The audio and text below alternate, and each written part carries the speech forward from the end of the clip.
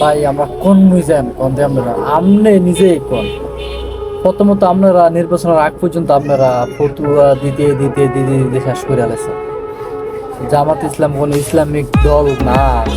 নীল নদের পানি যেরকম নীল না, জামাত ইসলাম যেরকম ইসলামিক কোনো দল না।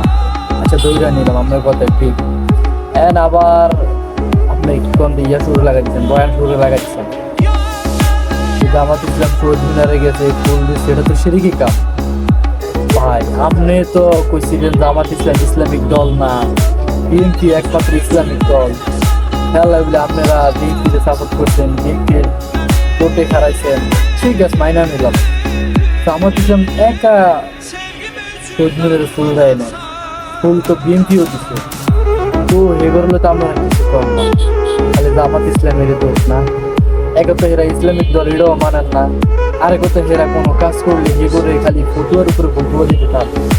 আমগো বাঙালি জাতির খাইছেই শুধু ফতুয়া, মানে কোনো বলা নাই কোয়া নাই, হুট করে উড়িয়ে এই কাফের, এই জাহেল, এই ইহুদের দালাল, এই ভারতের দালাল, এই পাকিস্তানের দালাল, এই রাজাকার, এই জিনিসটা আমাদের দেশে একদম সহজ। সবাই সবাই ফতুয়া দিতে ভালোবাসে। মানে কেউ রাষ্ট্রে কিভাবে আগায় লই যান যায়, কিভাবে এই স্বাধীন দেশটাকে স্বাধীনভাবে রাখা যায়, মানুষগুলা কিভাবে সুন্দরভাবে চলতে পারে, দেশটা কিভাবে উন্নত হয়, এই চিন্তা ভাবনা নাই। চিন্তা ভাবনা আছে শুধু ফতুয়াবাজি। বেটা দূরে খাড়া শুই গেছ, দূরে যাইবে। এই ফাউল ফাউল ফতুয়া দেওয়া বন্ধ করেন যায় না, তো ভালো কিছু চিন্তা করে।